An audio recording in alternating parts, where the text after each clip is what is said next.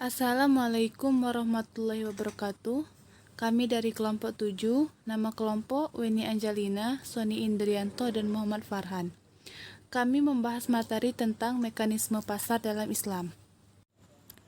Pengertian pasar. Pasar adalah tempat bertemunya antara penjual dan pembeli dan melakukan transaksi barang atau jasa. Pasar merupakan sebuah mekanisme pertukaran barang dan jasa yang alamiah dan telah berlangsung sejak awal peradaban manusia. Dalam Islam, pasar sangatlah penting dalam perekonomian. Pasar telah terjadi pada masa Rasulullah dan Khulafaur Rasyidin dan menjadi sunatullah yang telah dijalani selama berabad-abad. Pernyataan ini menunjukkan bahwa pasar adalah tempat yang menampung hasil produksi dan menjualnya kepada mereka yang membutuhkan. Pernyataan tersebut juga menyebutkan bahwa pasar timbul dari adanya double koinsidensi yang sulit bertemu. Maka, untuk memudahkan adanya tukar-menukar dalam memenuhi kebutuhan diciptakanlah pasar. Perspektif Islam. Dalam hal mekanisme pasar, dalam konsep Islam akan tercermin prinsip syariah dalam bentuk nilai-nilai yang secara umum dapat dibagi dalam dua perspektif, yaitu makro dan mikro. Nilai syariah dalam perspektif mikro menekankan aspek kompetensi atau profesionalisme dan sikap amanah. Sedangkan dalam perspektif makro, nilai-nilai syariah menekankan aspek distribusi, pelarangan riba dan kegiatan ekonomi yang tidak memberikan manfaat secara nyata kepada sistem perekonomian. Oleh karena itu, dapat dilihat secara jelas bahwa sistem perekonomian Islam dalam pasar yang ditunjukkan tidak hanya kepada warga masyarakat Islam, melainkan kepada seluruh umat manusia. Rahmatan lil alamin Ali 2008. Harga dan persaingan sempurna pada pasar Islami. 1. Menurut Abu Yusuf, masyarakat luas memahami bahwa harga suatu barang hanya ditentukan oleh jumlah penawaran saja. Dengan kata lain, bila hanya tersedia sedikit barang, maka harga akan mahal. Sebaliknya, jika tersedia banyak barang, maka harga akan turun. 2. Menurut Ibnu Taimiyah adalah pasar bebas dalam bingkai nilai dan moralitas Islam, yaitu pasar yang bersaing bebas, kompetitif dan tidak terdistorsi antara permintaan dan penawaran. Ibnu Taimiyah melarang intervensi pemerintah dalam pasar karena akan mengganggu ekuilibrium pasar, kecuali jika ada yang mendistorsinya seperti penimbunan.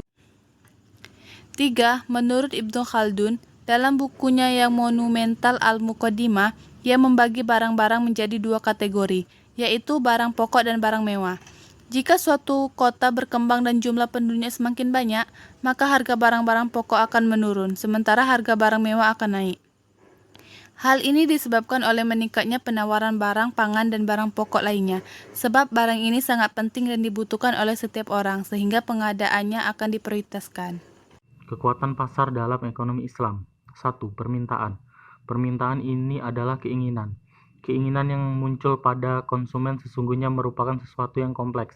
Dikatakan berasal dari Allah. Namun pada dasarnya ada faktor-faktor yang mempengaruhi permintaan ini, yaitu harga barang yang bersangkutan, pendapatan konsumen, harga barang lain yang terkait, selera konsumen, ekspektasi atau pengharapan, maslahah atau tujuan dalam mengonsumsi barang. Permintaan ini juga tergambar dari kurva yang menunjukkan hubungan antara harga dan jumlah barang yang diminta.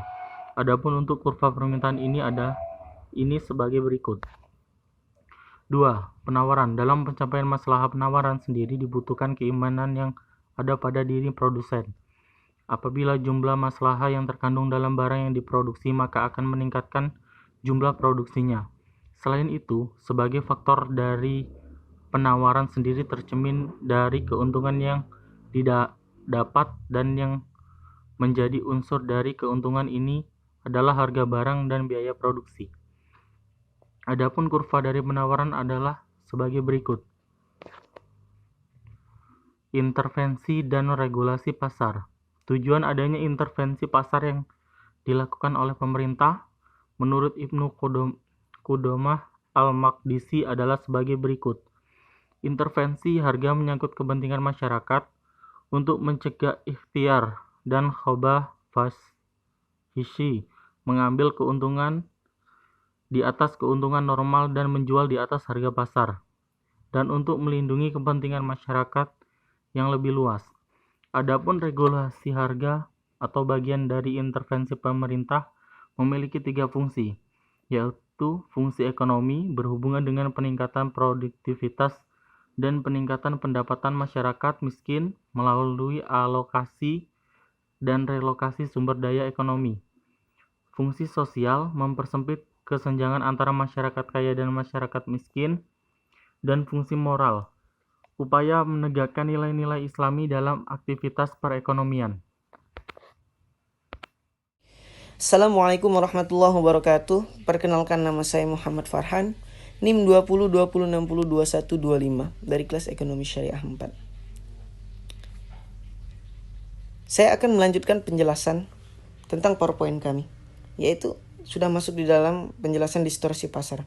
Distorsi pasar merupakan kondisi pasar yang tidak seimbang, di mana terjadi hal-hal yang mengganggu mekanisme pasar yang sudah tersusun rapi. Pada dasarnya di dalam ekonomi Islam menghendaki mekanisme pasar yang bebas tanpa adanya intervensi.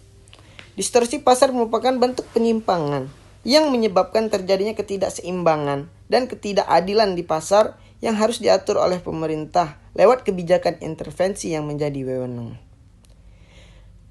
Ada beberapa bentuk penyimpangan yang menyebabkan terjadinya ketidakseimbangan dan ketidakadilan tersebut. Di antara lain adanya penimbunan barang ikhtiar. Ada juga penentuan-penetapan harga, riba, tadlis, jual beli gharar, dan tindakan melambungkan harga. Kita lanjut ke slide berikutnya, yaitu keseimbangan pasar.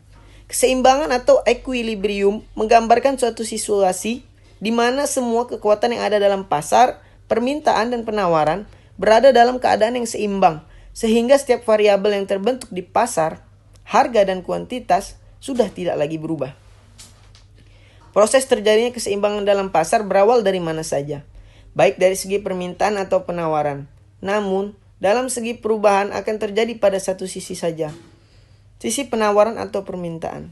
Untuk proses pencapaian keseimbangan pasar, kita bisa lihat dalam grafik yang pada gambar 3, yaitu grafik proses mencapai keseimbangan pasar. Kesimpulannya ialah konsep mekanisme pasar dalam Islam dapat dirujuk kepada hadis Rasulullah SAW. Dengan demikian, Islam jauh mendahului Barat dalam merumuskan konsep mekanisme pasar. Konsep mekanisme pasar dalam Islam selanjutnya dikembangkan secara ilmiah oleh ulama sepanjang sejarah, mulai dari Abu Yusuf, Al-Ghazali, Ibnu Taimiyah, dan Ibnu Khaldun, dan seterusnya. Para ulama tersebut telah membahas konsep mekanisme pasar secara komprehensif. Mereka telah membahas kekuatan supply and demand. Kajian mereka juga telah sampai pada faktor-faktor yang mempengaruhi pasar. Dalam ekonomi Islam, harga ditentukan oleh kekuatan supply and demand. Jika terjadi distorsi pasar, maka pemerintah boleh intervensi pasar. Namun, ekonomi Islam menentang adanya intervensi pemerintah dengan peraturan yang berlebihan saat kekuatan pasar secara bebas bekerja untuk menentukan harga yang kompetitif. Mungkin sekian itu saja yang bisa saya jelaskan dan kelompok saya.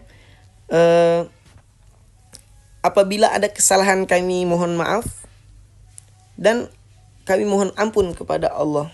Sekian, terima kasih atas perhatiannya. Wabillahi taufiq wal hidayah. Wassalamualaikum warahmatullahi wabarakatuh.